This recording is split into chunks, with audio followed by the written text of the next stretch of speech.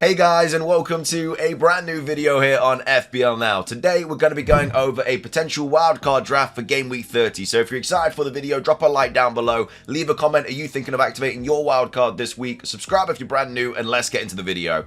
So, starting things off, it is of course very team dependent. Your wildcard draft will look a little bit different depending on whether you have a free hit in 34 or not. I personally do have it because I didn't use it in 29, so I'm not going to be bringing in any like Crystal Palace players or anything like that. But obviously at the same time, the fixtures haven't even come out yet. So this is just kind of like a preliminary draft.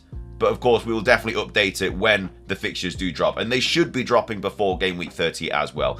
But either way, in goal, we do have Areola and Petrovic. Now, of course, I do like the idea of Raya and Petrovic. I just don't have the funds for it. So that's why I can't really go that way unless I like lose a different outfield player. But I just don't really want to do that. So if you do have the money, if you have an extra 0.7 lying around, then I definitely recommend going for Raya over Areola. But Petrovic is still a really nice keeper to have. The only issue with this double up is that Game Week 31, you've got Areola who's got Spurs at home, and then Chelsea's got United at home. So that's the only issue really with that. Whereas if you have Raya, obviously you have Luton at home in 31. So Raya and Petrovic do alternate really, really nicely. It's just there's a lot more money for Raya than Areola. I mean, it also stops you from having like 3 outfield Arsenal players as well if you did want that. But to be fair, the triple up of just Saka, Gabriel and Raya is usually going to do pretty well. But yeah, the other thing is obviously with Sanchez back, does that hurt Petrovic's potential minutes and stuff?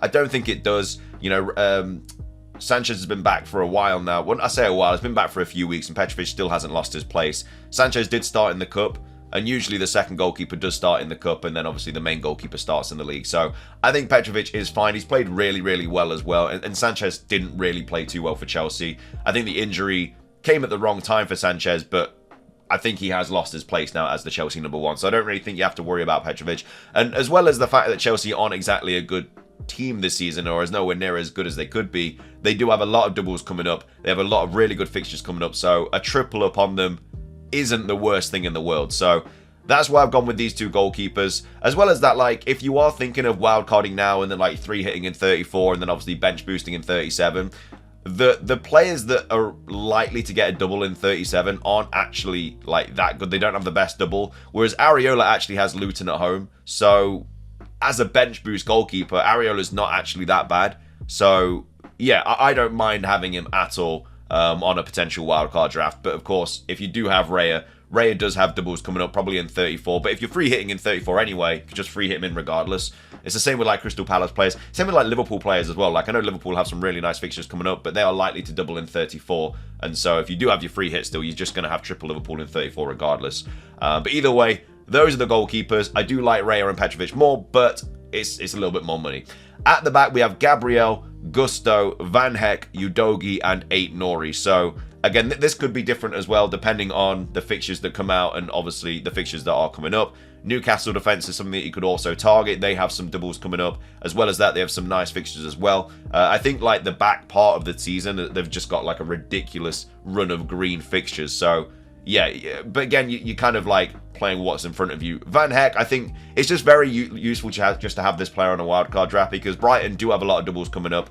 And yeah, they don't have the greatest fixtures like Liverpool and Arsenal coming up in the next 3, but you don't have to play him. He's only 4.1 as well. So he's just a fine bench player to have regardless. And you've got him for the doubles when they come up. You don't have to worry about a transfer then because they do have doubles coming up. You might want like Van Heck and like maybe Gross as well or something like that. But it's just nice to have him already on the wildcard draft. You don't have to worry about him. He's played 90 in like every single fixture this season since game week at 12. So he's not going to lose his spot. So I think it's just worth getting him in now. And he's 4.1 mil as well. You know, he's a very cheap bench enabler and they're going to have doubles coming up and he's a 90-minute player. So yeah, I feel like he has to be on the wildcard. Gusto is a little bit more risky. You know, it has been said now that potentially Reece James could be back at like after the international break, which obviously will hurt Gusto's minutes. But Gusto, for me, I mean, I'm not even a Chelsea fan, but just from what I've seen, I feel like Gusto has been Chelsea's best player. Obviously not, like Palmer's been the best player, but after Palmer, I think it has been Gusto. And I just don't see why he would lose his spot. And to be fair, he could play anywhere. He could play on the left, maybe. You know, and the thing about Reece James is he's just so injury prone. Are they really going to want to rush him back and then playing like 90 like constantly? They might do it where like Gusto starts, plays like 60, 70, and then comes off for Reece James. So that's just something to kind of worry about. But he's obviously only 4.2 mil. He's a really good option to have. And if that issue does come up later on down the line, you can always just get rid of him for a different Chelsea defender. But as of right now, I think he's still fine. I don't think Reece James is going to be rushed back. So I think for like the next 4 fixtures, he should be okay. But again, I'm not a Chelsea fan.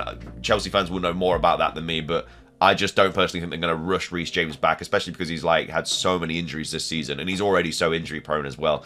And as well as that, like I say, Chelsea have got doubles coming up. They've got Burnley at home this week as well. Or in game week 30, should I say. So it's just a really nice player to have. Gabriel as well. Like I say, City away this week. Not ideal. But you're just going to want the Arsenal players anyway, just because they've got the best defence in the league. Got Luton at home in 31, so you're definitely going to want Arsenal players for that. And yeah, obviously the City game isn't ideal, but you can just play other players. You don't really have like a definite 3 you could play this week. Like obviously play Gusto, obviously play Udogie. Your other option really, I don't know, you might just have to play Aït-Nouri. I mean, you could always just have a Newcastle defender instead of like a Wolves player if you wanted to bring in, I don't know, someone like Botman who's the same price. They have West Ham at home this week, so that's another thing to kind of also think about with your final defender there. But you know, Wolves have doubles, Newcastle have doubles. It's one of those players that you kind of decide on when the fixtures get announced. So yeah, that's a little bit up in the air. We also have Udogie as well. I think Udogie's fine for the next 3. As well as that, Spurs have some nice doubles coming up. I think he's been a little bit better than Porro lately as well in terms of like attacking threat, and he's 0.5 cheaper as well. And money is very, very tight at the moment as well. To get like the best 5 midfielders, to get decent strikers and decent defenders, like we haven't really had money troubles until like now. And you know, some people have ridiculous team value and they are able to get these really good players in. A lot of people don't have good team values and they're gonna have to sacrifice certain players. So a situation where you can save 0.5 mil, you know, from Porro to Udogie, I think is definitely worth it. I think Porro might even be worth more than that now, actually. Yeah, he's 5.8, so it's a 0.8 difference. I sold him for 5.5. So it's just one of those, like, Spurs defense isn't even that good regardless, so I don't think it's worth the extra 0.8, which is nearly a mil. I don't think it's worth that on Porro than Udogie, so that's why I've gone Udogie over Porro. And that's the back line there. In midfield, it is very, very template. It is most likely the midfield you're going to see on every single wildcard draft this week, regardless of fixtures. It's Saka, Salah, Palmer, Foden, and Son.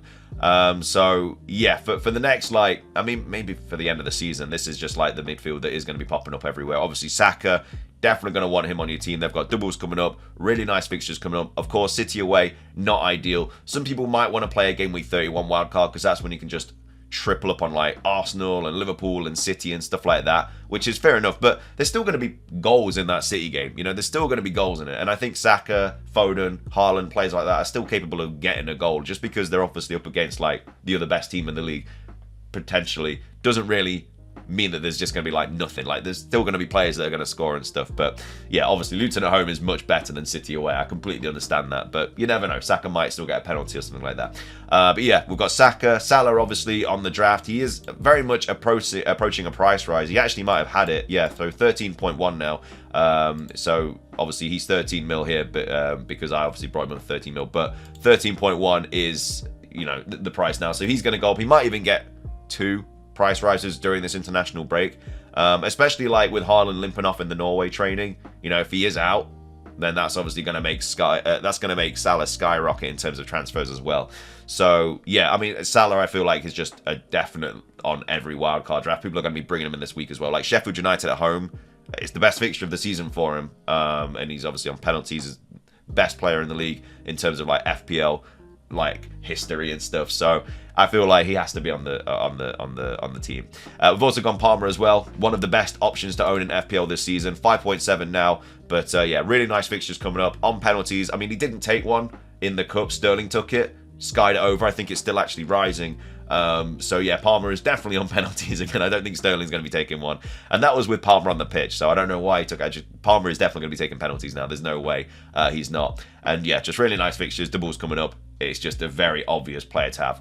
And then the last 2 options are Foden and Son. So Foden, I think, is a little bit more, maybe a little bit more disposable than Son. Because, I mean, someone you could have instead of Foden, obviously, is Gordon, which will obviously save you a lot of money, and then you can use that money elsewhere on your defense. Like, maybe it'll allow you to upgrade to a Liverpool defender, for example. Maybe it allows you to upgrade from Areola to Raya and players like that. The only issue, obviously, is you kind of want triple City because of their doubles that are coming up, and obviously they've got some really nice fixtures. They've got Luton at home coming up. You obviously want the triple up for that. Yeah, that's just something that you could potentially do if you wanted to. But as of right now, you know, Foden I still think is part of the best midfield you can have right now. Arsenal at home fixture isn't ideal, but after that it's just absolutely fine. We've also got Son as well. Luton at home this week, definitely a player you want. I kind of understand the argument as well that people are like, I don't want Son, I want Richarlison, because it's such a massive difference in price. Like if you go from Richarlison to Son, it is a 3.1 mil difference, and that's a lot of money. That'll allow you to potentially keep Watkins.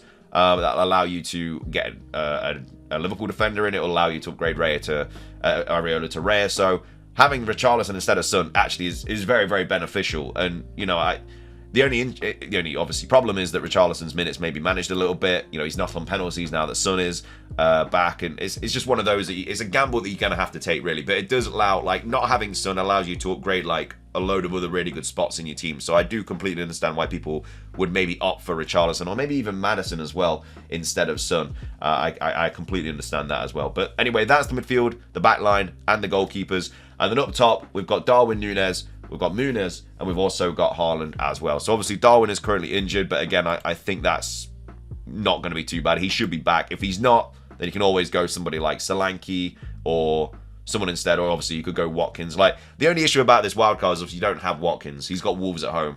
But at the same time, to bring Watkins in, you have to kind of tear the rest of your team apart because he's so expensive now. He's like 9 mil, obviously, if you're buying him.